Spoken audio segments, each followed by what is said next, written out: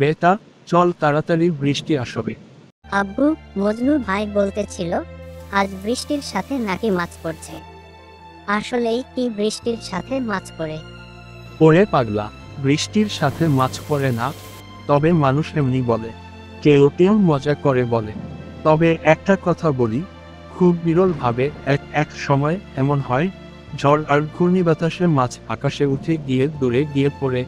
এই জিনিস বিজ্ঞানেও প্রমাণ আছে, কিন্তু সেটা আমাদের এখানে হয় না।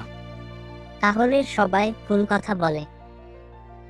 হ্যাঁ, আর আরেকটা জিনিস, বৃষ্টির পরে নদী বা খাল ভেঙে মাছ চলে আসে ধান খেতে। তখন মানুষ বলে মাছ পড়ছে, কিন্তু ওটা তো আসলে পাশের জল থেকে এসেছে, আকাশ থেকে না। তাই ভুল কথা বলে। তাহলে মজনু ভাই হয়তো এমন কিছু শুনে বলেছে। একদম ঠিক, সব কথা শুনে নিজে বুঝে নিতে হয়। তাই তো মানুষ বলে, জ্ঞানীর কাছে শেখো, শোনার পরে ভাবো। চল, তোকে আজ দেখাই কোথা থেকে মাছ আসে। তাহলে আমি আর কাউকে বলবো না বৃষ্টিতে মাছ পড়ে। বৃষ্টির সাথে মাছ পড়া নিয়ে আর একটি ব্যাখ্যা। ওয়াটার স্পাউট হচ্ছে একটি ঘূর্ণিঝড় জাতীয় প্রাকৃতিক ঘটনা যা পানির উপর তৈরি হয়, বিশেষ করে সমুদ্র, হ্রদ বা বড় জলাশয়ের উপরে।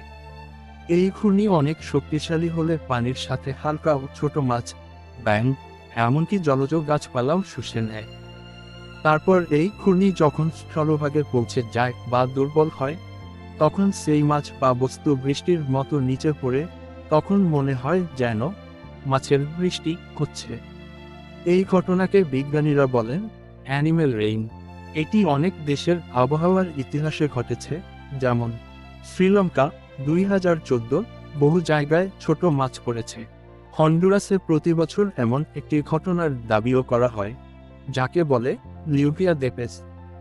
সাধারণত বৃষ্টির সাথে মাছ পড়ার কোনো সম্পর্ক নেই।